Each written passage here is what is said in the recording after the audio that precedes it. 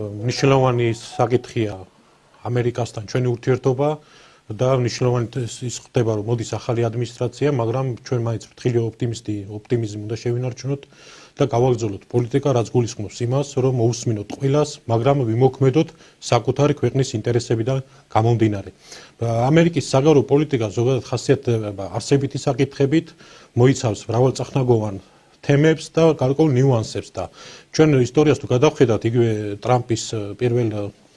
ადმინისტრაციის დროს მმართველობას გავიხსენოთ ის რომ რაღაც რამოდენიმე წლის განმავლობაში ერთშიც კი არ ყავდათ დანიშნული საქართველოში და გარკვეულმა არაფორმალურ ჯგუფებმა ამ რეგიონში ამით სივრცე შეექმნათ მათ და ხელი შეუწყეს იმ ჯგუფების ხელშეწყობას, რომლებიც შემდგომ გამოყენებული უნდა ყოფილიყვნენ ქვეყნის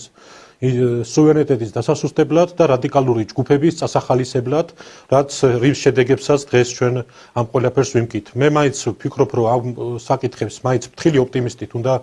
მოვეკიდოთ და გავატაროთ ჩვენი ეროვნული ინტერესები, გავატაროთ ვიხემძღვანელოთ მხოლოდ ეროვნული საკითხებიდან გამომდინარე, მოусმინოთ ყველას, მაგრამ ვიხემძღვანელოთ ჩვენი ქვეყნის ინტერესებიდან და ხალხის ინტერესებიდან გამომდინარე. პირველ უმნიშვნელოვანესი საკითხი ახლა რაც ამერიკაში მოხდა, მე უერთდები მილოცვას, ჩვენი ქვეყნის უმნიშვნელოვანესი საკითხი რაც იყო მერაბ დვალიშვილის წარმატება, რომელიც ქვეყანას ასახელა და ხელშესახები შედეგი ჩვენი ქვეყნის დღესდღეობით ამერიკაში რაც არის, ეს არის მერაბ დვალიშვილის წარმატება, რომელმაც ჩვენი ქვეყანა ასახელა და მიიყვანა. გარკვეულ ისტორიულ საკითხებს თუ გადავხედავთ, ათეულობით წლების განმავლობაში გარკვეული ჯგუფები, გარკვეული მოჯადოებები ხელს უწყობდნენ გარედან, მათ შორის წახალისებით, გარკვეული მოჯადოებულ წრეზე ეცხოვრა ჩვენ ქვეყანას, ეცხოვრა გადატრიალებიდან რევოლუციამდე, რევოლუციებიდან რაღაც სხვადასხვა ავანტიურებამდე, რევოლუციის მცდელობებამდე და დღესდღეობით ჩვენ ვხედავთ ამ ყველაფრის აკუმულირებას გარკვეული რადიკალური ჯგუფების ხელში, რომელიც თელის სიმძლავრით ცდილობენ და მოახერხონ ის, რომ მოახდინონ გადატრიალება, მოიყვანონ დასვანა გარკვეული გარედან მართული მარიონეტული ძალები, რომელიც მათ გარედან ნებისმიერ დავალებას, მათ შორის ქვეყნის საწინააღმდეგოს, მათ შორის ქვეყნის ავანტიურებში ჩართვის მიმართულებით თამამად გადადგამენ ნაბიჯებს. დღესდღეობით რაც ხდება, ხედავთ ძალიან მძიმე და გაუბედურებულ მდგომარეობას იმ მავნე ძალების, რადიკალების, რომელიც დღეს დარჩა რაც დარჩათ მათ, ეს არის მხოლოდ დადგენენ რუსთაველზე, შეურაცხყოფა მიაყენონ ხალხს, საზოგადოებას, შეურაცხყოფა მიაყენონ ყველა სახელმწიფო ინსტიტუტს, ყველა ავტორიტეტს, რომელიც ჩვენ ქვეყანაში არსებობს და ჩვენ დემოკრატიის სახელით იძულებული ვართ ამ ხალხს ჩვენ მოუთმინოთ და გარკვეულწილად ეს ასეთ ქმედებებზე თვალი დავხუჭოთ, მაგრამ ჩვენ უნდა დავწმუნდეთ იმაში, რომ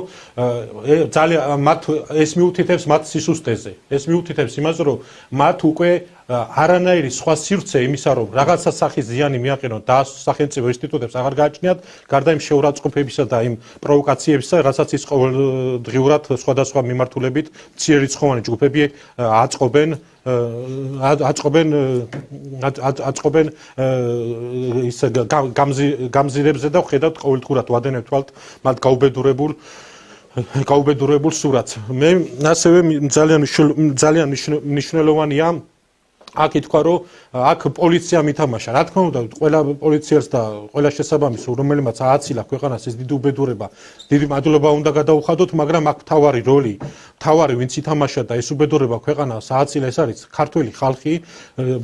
ბრძენი ქართველი ხალხი, რომელმაც ამ ისტორიულმა გამოცდილებამ, რეგიონში დღეს არსებულმა სიტუაციამ ძალიან დიდი გამოცდილება დაუგროვა, განსაზღვროს სად არის სამართალი, სად არის სამართლიანობა, სად არის მშვიდობა.